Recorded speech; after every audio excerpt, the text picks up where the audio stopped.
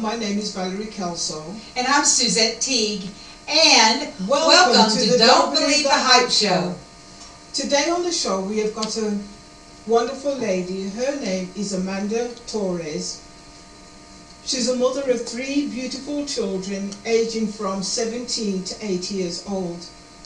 And she's also a secretary of a non-profit, and it's called Don't Forget to Feed Me, that collects and distributes pet food to animals.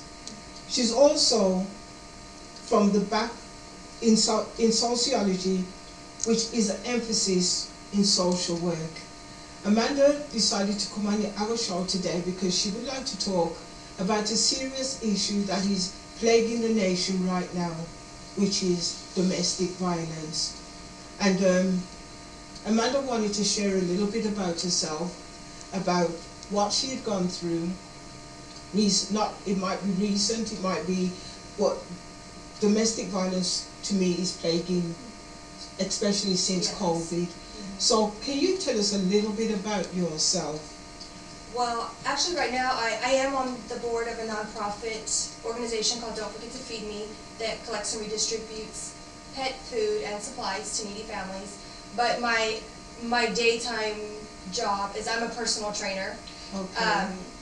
Prior to that I was doing accounting, so it's a big switch, but I go to school also for my bachelor's in sociology with an emphasis in social work, because the idea is to incorporate my passion for fitness and my passion for domestic violence awareness into one organization. Okay. Wow. So, since we're talking about domestic abuse today, tell us a little bit about how you ended up in a domestic abuse situation, like what happened prior, just how you ended up there. Well, I was pretty young when I met my narcissist, people call you narc. I was about 23. And initially when I met him, it's really strange because I always tell people, it was funny because when right before I met him, I always thought I had everything together. Like I had my own apartment and I was doing really well at work.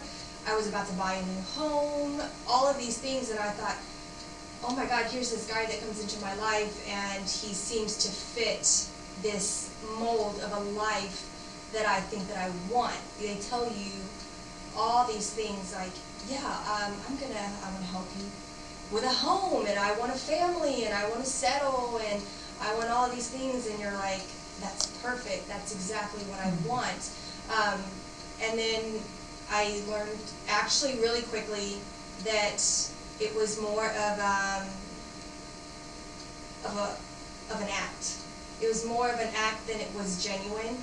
And I made a lot of really quick life decisions with this person that I couldn't really, I guess I could, but I didn't feel like I could turn my back on. Like, we had moved in together within a month of dating, because I was about to buy a home and I had to leave my apartment, and it seemed like a decent idea, and we made all of these really big decisions Did you marry together. this person? No. Okay. How long were you in the relationship? 7 years. 7 years. Mm-hmm. So one of the things that Valerie and I were talking about before we came here into the room is that, you eventually got out. I but did. There's a lot of people that either go back into their abusive situations or they can't get out. Right. What was it that propelled you to leave, and why do you think people stay?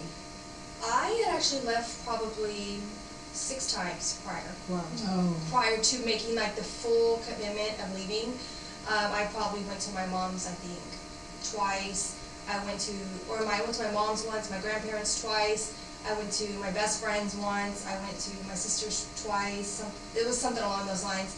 And I think the longest before I had officially left, the longest I had been gone was like 3, maybe 4 weeks before I went back. Every time I left, it was the whole, it's like you connect with your abuser, you almost feel guilty for leaving, and I'm trying to think of the right term, and I know it, but it's like, you know, like victim bond, like a sort of bond. Yeah, it's a bond, trauma bond. Trauma bond. Yes. With your abuser, where you feel guilty for leaving them because they tell you, I'm so sorry, you believe that they're going to change, and they never do. When I finally left at one of our altercations, I'd only ever called the police on him one time in the entire 7 years. And the abuse started really early, like within a few months, I think. What kind of abuse was he? At first, it was really like within us moving in together, it was a lot of emotional abuse and verbal abuse, making me feel guilty about having any sort of a social life. I wasn't allowed to go out at all. I was a social butterfly when I met him. That's how I met him. And it's like almost immediately it was like, well, you can't go out. And if I had a male friend, it was, I must be sleeping with them, or I must have some sort of relation with them, and everything was picked apart that way.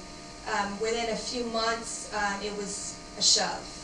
You know, it was like, you shoved me on the couch, or shoved me against the wall, or something along those lines. And then after a few months, like into it, it became slapping, it became pulling my hair, choking me, throwing things at me, spitting on me, like all of it. It was all of it. And the one time that I did finally call the police was about 6 years into the relationship, because it became where I genuinely thought he was going to kill me. I had to run out of the house to call the police.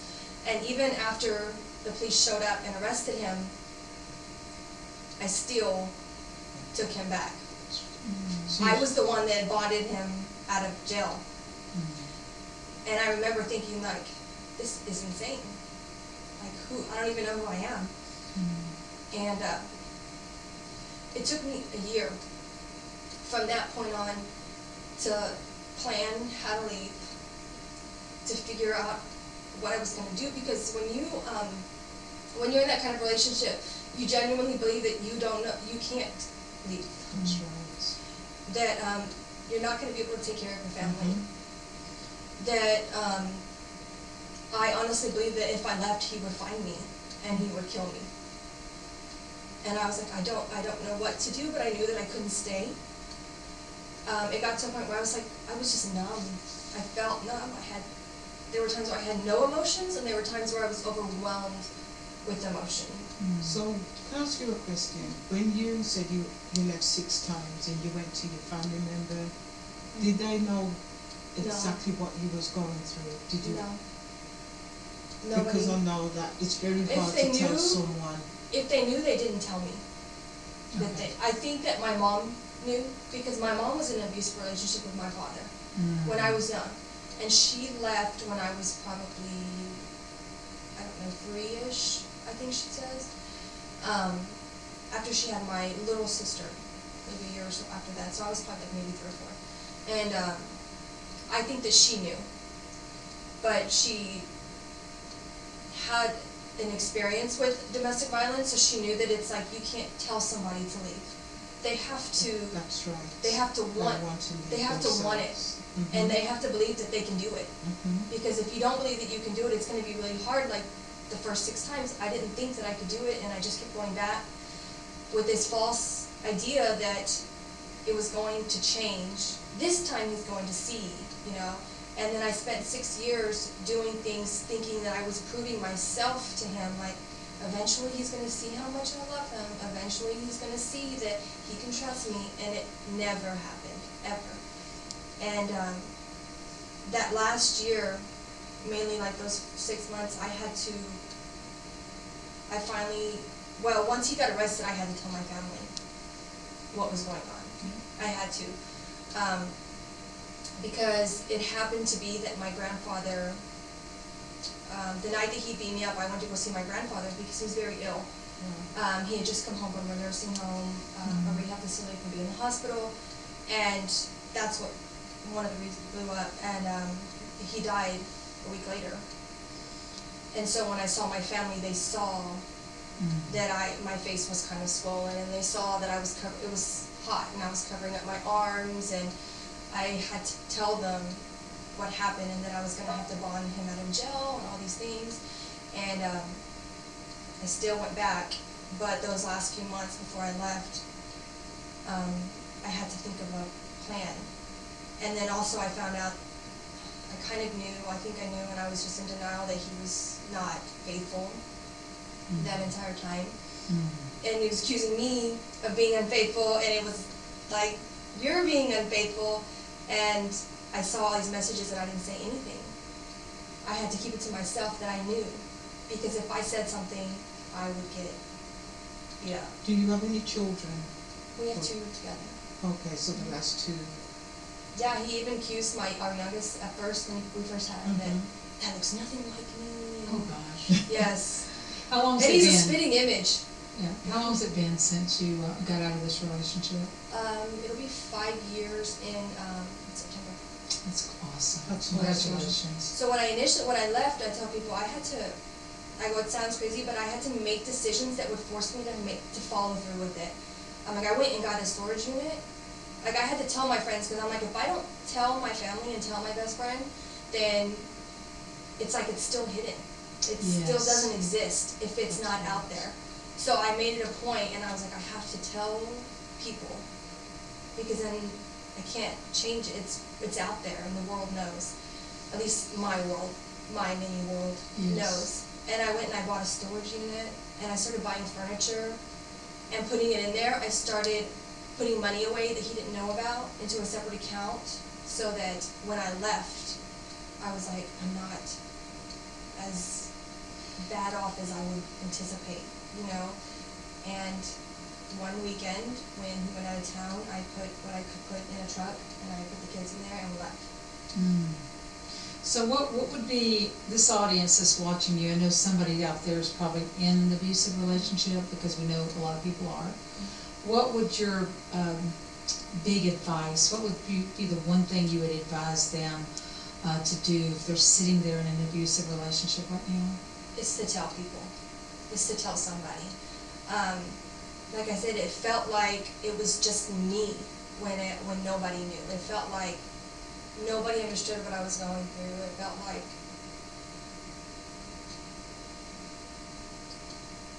like I was all alone. I know. Take your time. And once I told people, it was like a weight off of my chest. Because I knew that other people had experienced it, but it's like, you never feel like they understand you until you talk to them about it. And even though my family wasn't, you know, oh my God, we gotta have this conversation, I knew that they understood, because I could finally tell them that I could see it, and I could see that they hurt for me. Did anyone ever judge you and say, well, why did you stay so long in that relationship? No, none of my family did, because I have a family with women that are very understanding, and unfortunately a few of the women in my family have been through domestic violence relationships. So I think that they all understand where I was coming from, but I will say that I know many, because I'm very active on social media, many women, and it always shocks me to see how many women don't support other women in a situation. That's the first thing that they say. Well, why would you stay so long? That's right. Why They would don't you understand. stay? You don't understand it until you've been in this sort of That's situation. Because even me, before, I always thought, I would never put up with somebody doing this to me. I would never. And then once you're in it, you're like, how am I putting up with Because this? it's subtle, that's why. You know, I mean, when you meet that person, they come across really nice and I always tell everything's, people, you know what I mean, so, and that's what women don't realise. right, You it's never like, well, know you meet who him and meet he's yeah. charismatic. I mean, he's funny. People love to be around him. Like, he's a social person. Yes. He's, you know, To the world, he appears something different than he yes. is. I mean, but when he's either that incredibly funny and charismatic, or he's a completely. There's Dr. Jekyll, Mr. Hyde. There's no in between. There's no in between. Yeah. And even after 5 years to this day, he's still, I'm not the same person, I'm not the same person. And I'm like, I don't even respond. I told him, well, I have to, if it's not about our children, I cut ties. And I follow domestic violence groups on Facebook. And one thing I notice is that a lot of women continue to respond to their abuser even after they've left. And I always tell them, don't. Yeah, Don't. That's right. You have to. And even when I left, I said, I couldn't even be friends with people that we were mutual friends with. And it wasn't because it was anything that they did, it was because I had to separate myself from that person altogether. And it didn't matter in what instance or what circumstance, I couldn't be a part of anything that had to do with that life. And that's, sorry. No, go ahead. Because that's so true, because even with what I had to go through, I had to cut all my ties. Yeah. Because they'll come back and it's that nasty little remark, you know what I mean, that you don't want to hear, but it's like they still want to control you, even though they're you're no longer in a relationship. They will still try and do little things to try and upset you. And you've got to be really strong not to allow someone to upset you. But we as women, because we're so sensitive. Yeah, we're very nurturing. We're very, you know, I'm trying to be very understanding. Right. When I left, it was constant messages. Trust At me. first, it was, I hate you, and F you, and you're this, and you're with so-and-so, and you're da-da-da-da. That's what all the messages were. And then, after he realized that that wasn't working, it became, I love you, you're the best, you're this, you're so amazing, I can't live this life without you. It went from crazy, insane, to loving and caring. And then back to... Yes. Crazy. It's like it went back and forth for a very long time. That's right. If I gave even an inch, even one quick little message, That's it was right. like, whew, it didn't stop.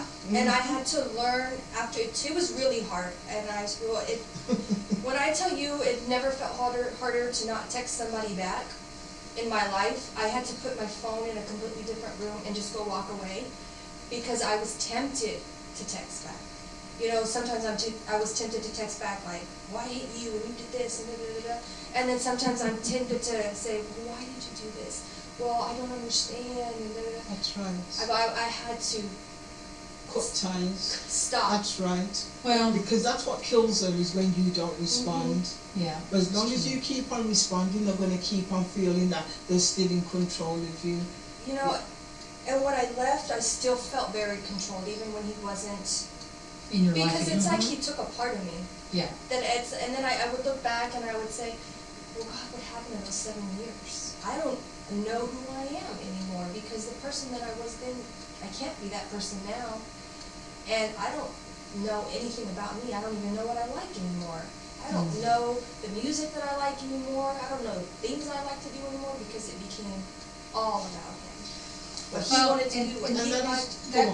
That, you know, it's what I love about you, though, is that you came in here, and, you know, when something happens to us, we can either become bitter or better. So I guess one of the questions I would have is, how has this shaped who you are today? I mean, because you are a strong, powerful woman. You came in here with a presence. I'm really proud of who you've become. So how has this shaped you instead of making you bitter? You could be sitting at home just feeling sorry for yourself. Well, I don't regret anything. I don't regret anything, even those 7 years, because had that not happened to me, I know I wouldn't be the person that I am today. You know, when I left, I said I didn't know anything about myself. I didn't know who I wanted to be. One thing that I told people genuinely changed me was fitness, and that's why I decided to become a personal trainer, because I felt mentally weak when I left. I felt physically weak when I left, and I didn't know what to do with all of these emotions. I couldn't afford counseling. I couldn't afford therapy. I couldn't even get an alarm system on my house. I couldn't afford that, you know. And I was terrified that he was going to show up at my house one day, and they wouldn't even approve me for like an alarm system, because when I was with him, he destroyed my credit. Trust me. And I was like, I don't know what to do. The first 6 months, I went out a lot because I thought I miss my friends and I miss my social life. And then I realized that that didn't bring me any sort of fulfillment. I got into fitness and I started to see a side of me that I didn't even know existed. I started to see a strength in myself physically. I started to see a strength in myself mentally. Things that I had limited myself on for so many years, I was like, oh my God, if I can run this mile, what else can I do that I didn't think that I could do? And it started transitioning and translating into every single part of my life, everything. I felt like when I was doing things in fitness, all of those emotions, I could let it out. I could channel that into something that made me better or made me stronger. Wow. And that's what really kept me going. So you're inspiring was fitness today about that. And I always tell people, well, when we were together, he was very hard on me because I gained a lot of weight. I was going to ask you that question. I probably lost like 50 pounds or so. Wow. Wow. I gained a lot of weight, and I was always the butt of his jokes, about my fat or my cellulite or, all of these things, and I felt bad about myself. Even when we were together, I wasn't allowed to work out. I wasn't allowed to get a gym membership, any of those things, because, it makes them feel less significant. That's or less. Right. So it kind of felt like I was gaining some sort of power when I could go and I could go to the gym and I could see myself getting stronger. And that's why I always encourage women. I'm like, if you could do anything to not just build yourself up physically but mentally, it's become more fit. It's to take care of yourself, because you're just going to see a whole new version of yourself come out that you didn't know you had. That's awesome. And so if somebody out there wants to get a hold of you, like they just wanted to connect with you, maybe they're struggling and they need somebody to encourage them, maybe they need to get out of an abusive relationship and they don't know who to call, they don't want to yet tell their family, but one of the things that you said to them is tell somebody. So what if they want to, could they call you and could they reach out to you, and how would they get a hold of you? So my Instagram is public. It's a long name, so bear with me. So it's normal, like Normal, chick, CHICK, and then it's Trina, TRYNA, get fit. So it's really long. It was probably not the best decision when I decided to make the Instagram, but it's normal chick trying to get fit, and then Tryin is TRYNA. It's public. It's in my bio that it's for domestic violence awareness, that I use the page, in addition to fitness, I use it for domestic violence awareness. You can always reach out. I'm very active. That's probably the more active platform that I'm on. Awesome. So do you think it's important for women to talk about domestic violence? Absolutely. Yeah. Absolutely. I don't think that we talk about it enough. It's kind of taboo sometimes. It is. And people don't want to talk about it because it makes them uncomfortable. And I was if it's not uncomfortable, then it's probably something you need to talk about. Yes, something that you need to talk about. Because you do know, like they say, statistics says 1 in 3 women get abused, right? But there's 4 women in this room right now, and I know I've been abused. And I've been abused. You've been abused, and probably the other lady's been abused. So to me, the statistics are wrong, because no one don't want to tell people that they are being abused. Statistics only based off of saying? What people say. I mean, that's right. It's not based off of real life. Yes, the fact that people are hiding it. Right. And if you don't talk about it, then it's hard to understand somebody else's perspective, right? Somebody else's pain. One of the things, I'm going to school for sociology with an emphasis in social work, is because the idea is that I want women to talk about it. I want you to be aware that even after you leave, there's a whole life out there that's right. for you. That's right. Don't think that that's it, because if I could tell you guys, I remember so clearly standing at my counter, and thinking multiple times, like, I guess this is it. I guess Nope. this is my life. I guess this is the way that it's gonna be. I'm never gonna leave. And that's it. I just have to accept. And look this at is you gonna be today. my- I know, and now I'm Just- like, just look at all of us in this room. So we have one more question for you. Amanda, what does "don't believe the hype" mean to you? And just tell our audience what that statement means to you. to me, don't believe the hype is, I guess it can be multiple things, right? But one, don't ignore the red flags. And the yellow ones, and the blue And the ones. yellow and the blue and the green ones. Don't ignore the red flags. And just be very, very aware of their intentions. Be That's very right. upfront about their intentions, or your intentions. Now I'm probably maybe, I don't want to say overly cautious, but I haven't even dated anybody in the whole It's 5 years because I'm always like, It's okay. I'm telling you, and it's so easy to see those little red flags. Now, Yeah. Now you yes. just say, I don't Now. want this. I Super don't sensitive. want this. You know what I'm saying? Because not like even with myself, sometimes a guy come up and there's only going to be one red flag, and I'm done. Hey, I'm you know done. what? Shoot the other way. I'm done. I'm not even going for the second red flag. The first one's The enough first for one, me. you know, you're not lying though, because Right. and there were things that I didn't even know were red flags when I first started, because I didn't know that extravagant gifts and stuff like that were even was kind of a red flag, because it's they do things like that so that they have something on you, so that they can control you, so that you feel like you owe them something. I didn't know that. I just thought, well, that's really nice. Yes. You know, it's nice to have somebody take care of you, right? Right. Or the fact that they're constantly texting and calling you. I thought, well, they just care so much. I didn't know that was a red flag. I just want it was a to, control thing, you know? I just want to thank you so much. I know Valerie and I just really, we're so grateful you came in today. Our audience, I know they're going to love you, just watching you right now. So they may reach out. So And is there a phone number that they can reach you on if they? Because I know you've got a very long Instagram. So is there a phone number if somebody wanted to call you and reach out to you? Can someone call you? Well, I only have my personal cell. Okay. No, that's- So it would let's probably just- be better to do the. let's just do the Instagram. We're Okay, fine with that. I just wanted to And- make sure that there yes. wasn't a number that if a lady wanted to reach out to you. Well, they can you reach know, out to saying, Instagram, yeah, and then what you do? can decide if you Yes. want My to. email's the exact same too at Gmail. It's the normal chick trying to get fit at Gmail. So Okay. if you don't have an Instagram, you can email me the exact same name handle to Gmail. Okay, That's what Amanda. I just wanted to Same. know, because not everyone's got an Instagram. Yeah. Yeah. You know what Yeah. I'm saying? So that's why I wanted to make sure that no matter who wanted to reach you, they could reach you. Yes. And you're gonna see a lot of fitness stuff on there, but I promise it's me. Yes. Okay. It's me. And you can always contact Valerie here at Purple Light Touch, and she can get you in touch with Amanda as well. So today we want to wrap up our show. We want to thank you so much for allowing us to come into your home and being a part of our show.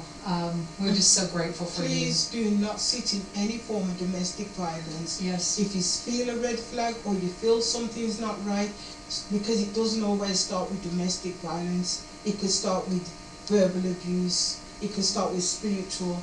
It could start with financial. It doesn't always have to lead to domestic violence. So I just wanted to put that out there, because you all need to understand abuse under any form is abuse, And not acceptable. and it's not acceptable. So thank you for joining this episode of Don't Believe the Hype. And we'll look forward to seeing you again. Bye now. Bye.